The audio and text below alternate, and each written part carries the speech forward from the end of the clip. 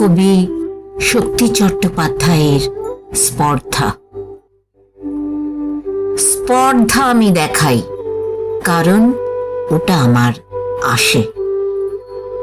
স্পর্ধা দেখিয়েছি আমি বারবার। স্পর্ধা দেখিয়েছি আমি খাদের কিনারে দাঁড়িয়ে।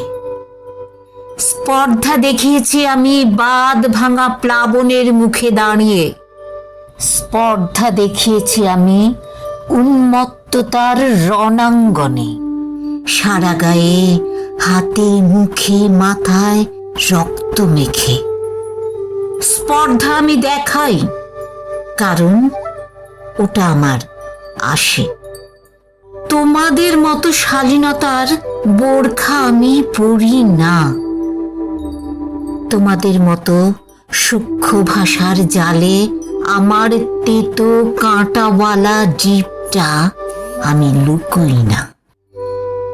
শিক্ষিত আমি নই, তোমাদের মতো মোটা মোটা বইগুলো আমি পড়িনি। আমি শিখেছি মাঠে ঘাটে পথে প্রান্তরে এক হাঁটু ধুলো মেখে। আমি শিখেছি উদ্দাম নদী মাঝে এক দেহ কাদা জল মেখে।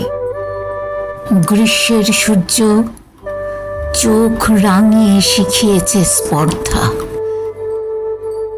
বর্ষার কালো মেঘ ঝড়ে দুমড়িয়ে মুচড়িয়ে উড়িয়ে নিয়ে গেছে মনের কপাট।